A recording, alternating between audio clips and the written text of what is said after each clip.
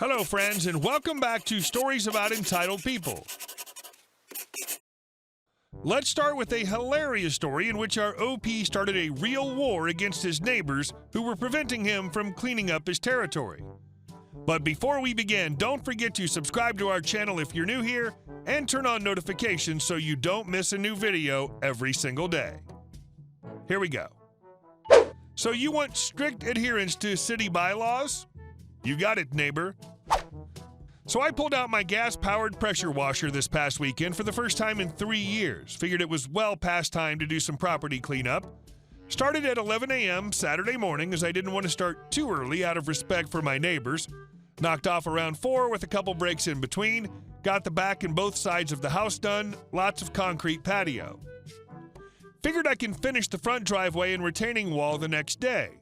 Fired it up Sunday at 11 a.m. and got to work for an hour or so, broke for lunch, then back at it at 1. Maybe an hour or so later, I'm interrupted by the city. By law enforcement officer who's responding to a noise complaint.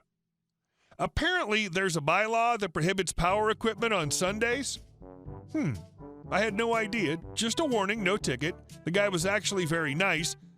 I'm a bit annoyed that my neighbors called bylaw on me without at least coming to talk to me first, but okay.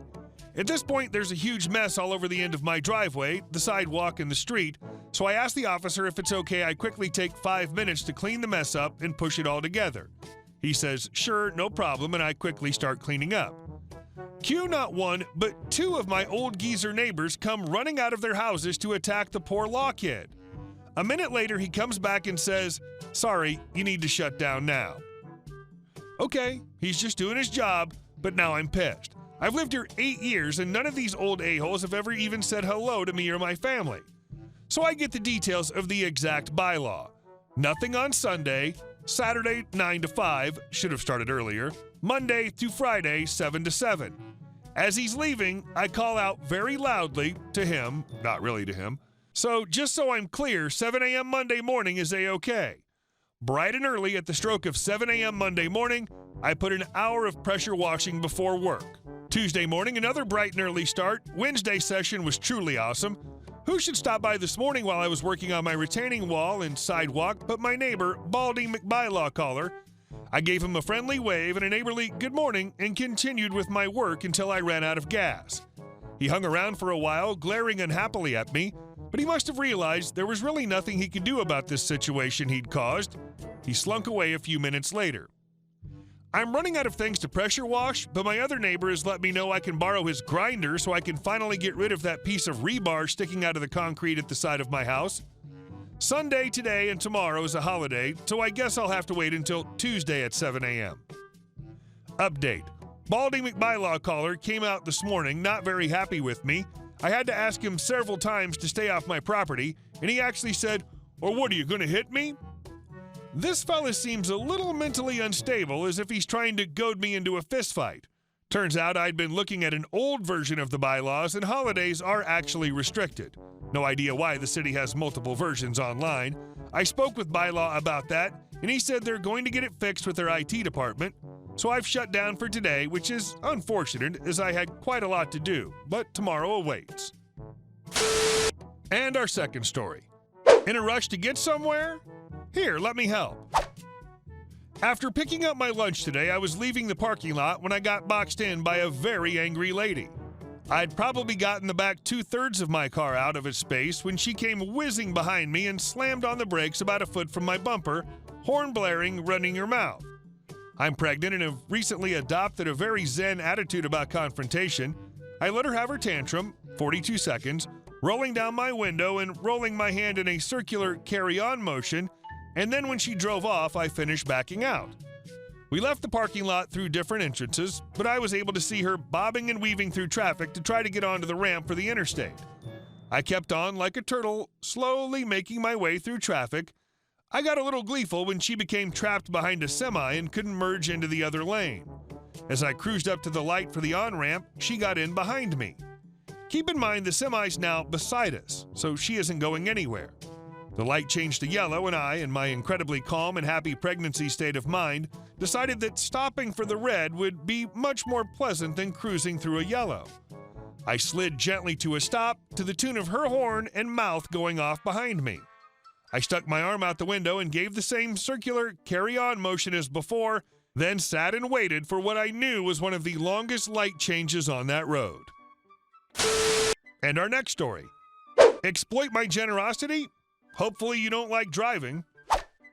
One night, I was on my way home from work and needed to stop at a gas station. This gas station was right off a very busy, tolled interstate highway that had an attached convenience store, as most do.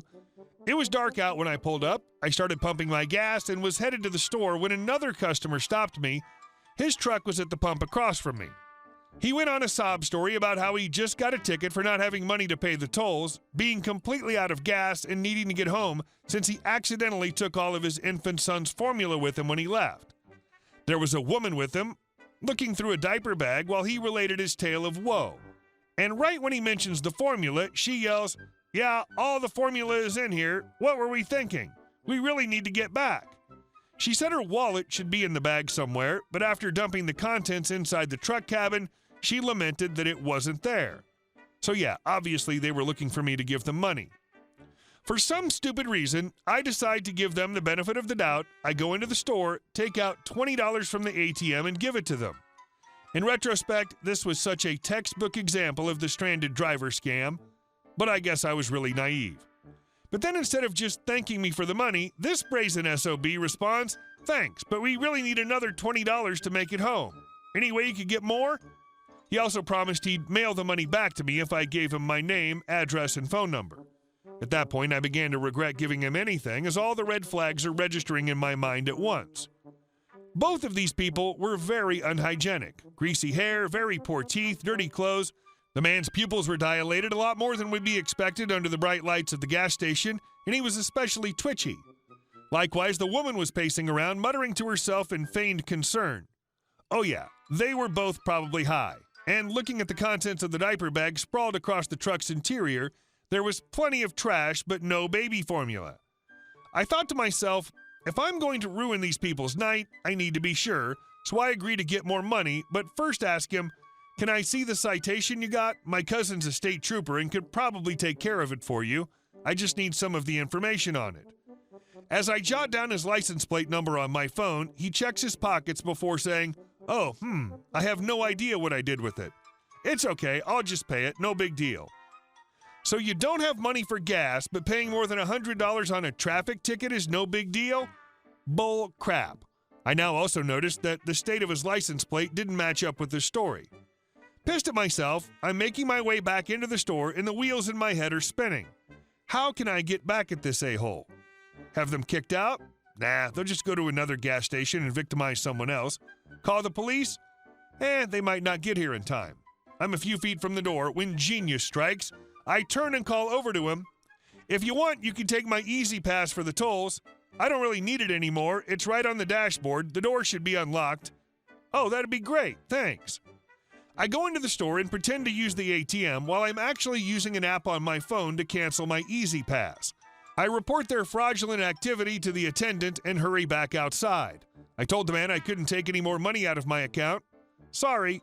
He's disappointed but didn't press me. I'm grinning like a smug idiot on the inside, get into my car, notice the transponder is gone, and drive off. I pull over a few minutes down the road and call the Easy Pass office. By some stroke of luck, they're open late in the day and I'm able to speak with an actual person. I explained to her that when I got into my car just now, I noticed the transponder was gone. I already canceled it, but wanted to make sure it was all set. She confirms that it's deactivated and I can come pick up a replacement for a small fee. Not today.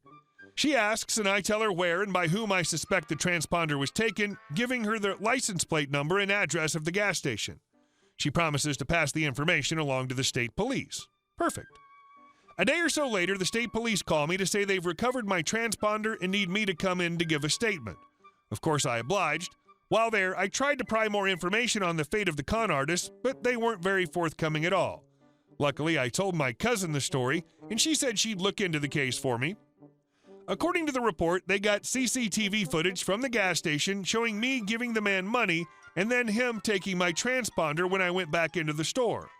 Afterwards, they got back onto the interstate and stopped at the nearest rest stop, where they presumably tried the scheme again before moving on to the next one to repeat the process.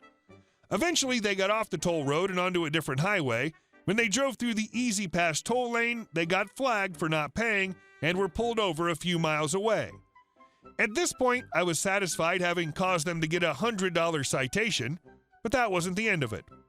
The cop notices something's up with the driver and calls for backup. When they arrive, the police officer gave the guy a field sobriety test, which he failed and was arrested. While this is going on, the woman flipped out and started running. She doesn't make it far before they catch up to her, whereupon she resists arrest. All in all, the guy was charged with DUI, not his first time either, possession, of course they had some illegal stuff in the truck, theft by deception, for the $20 I gave them, and theft for the transponder.